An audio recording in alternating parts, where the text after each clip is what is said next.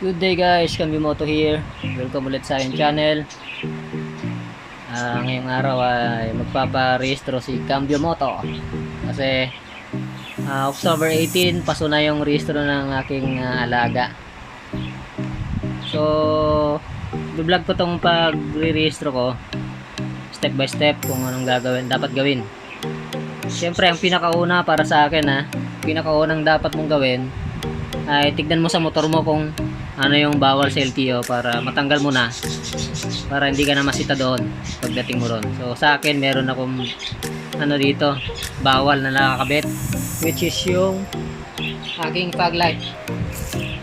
Ito yung fog light ko. Kasi ito may 3 modes: low, high, at saka blinker. May blinker kasi kaya bawal po yun. Dapat naka steady mode lang. So tatanggalin ko siya bago ako magpa-rehistro. So tanggalin muna natin.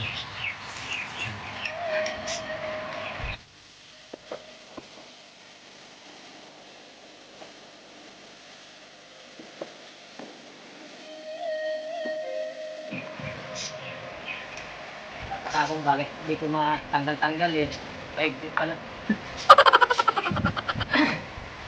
Itong fog light ko madali lang tanggalin kasi nilagyan ko siya ng connector. Kaya kung gusto mong tanggalin, madali lang. Dito sa kabila.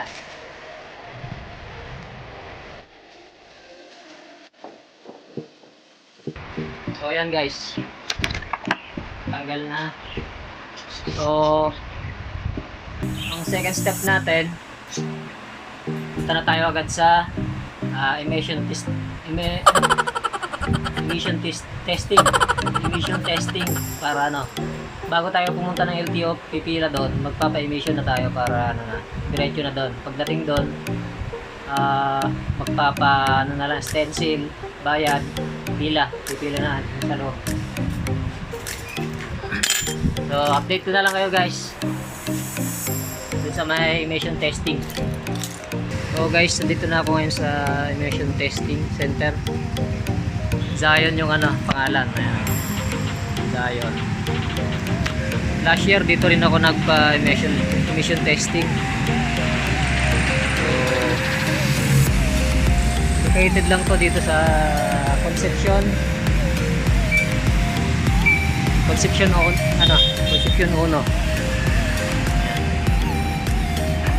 So dito ulit ako nagpa-emission ngayon.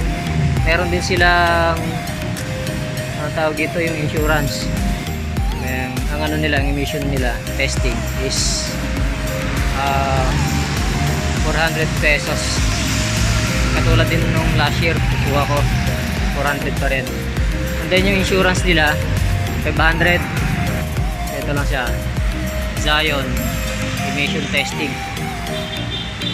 So yun yung natin step number 2 natin. Kailangan mong magpa-emission muna bago pumila sa LTO para hindi ka na maabala ron. Kasi sa LTO, pagdating mo ron, magpapa-emission ka rin lang, baka mamaya mahaba pa yung pila ron. So yun, ayan, tinest na ni kuya yung motor natin. Sa mga taga Marikina, pag alam nyo to, ito, tapat lang ng SYM Concepcion. Ayan siya. Ayan Zion. May mga karatula siya. Zion Smoke Emission Testing Center. Walang pila rito kaya mabilis. So ayan guys, pagkatapos ng emission testing, punta na tayo ng LTO. Pipila na tayo doon para sa na tayo pa-stencil, then payment. Dire-diretso na yan doon sa loob. So update ko na lang kayo pag nandun na ako.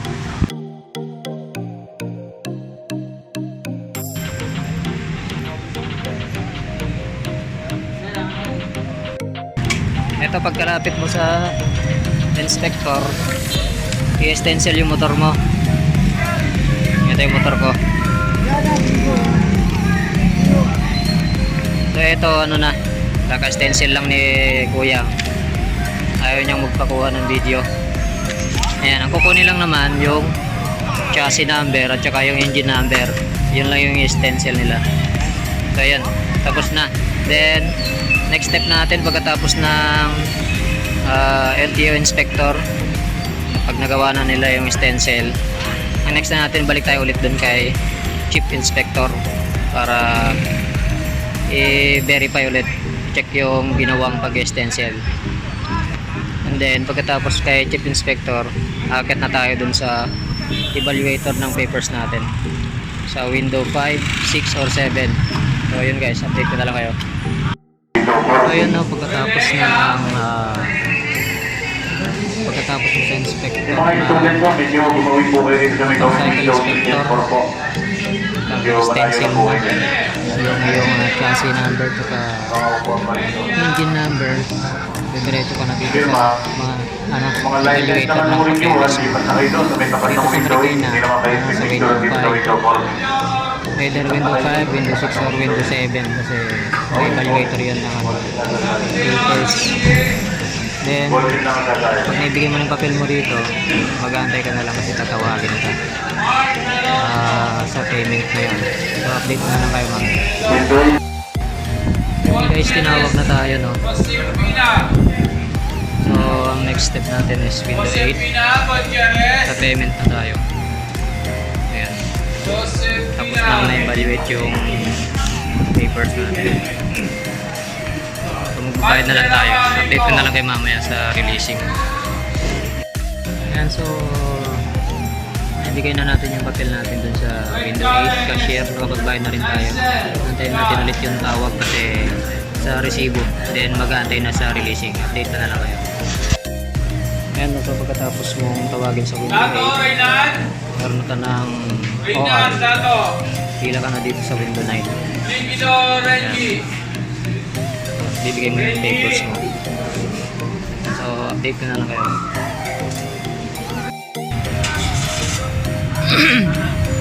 Ito guys, pagkatapos ng isang oras, ganun kabilis nakuha ko agad yung aking OR. Iparehistro ko agad yung motor ko. Meron pa akong sticker kaagad-agad. Isang oras lang yun. So ganun lang yung steps na gagawin mo para mabilis yung pagpaparehistro mo. Ayan. Kasamahan pala, 2 years na yung motor ko, wala pa rin plaka. Ito yung oras. Nag-start ako ng alas 8. Nagpapaano na ako ng alas 8. Emission testing. Natapos ako ng 9:20. Wala pa nga 9:20, mga 9:15 lang kasi tumambay pa ako sa loob. Ayan guys, dali lang.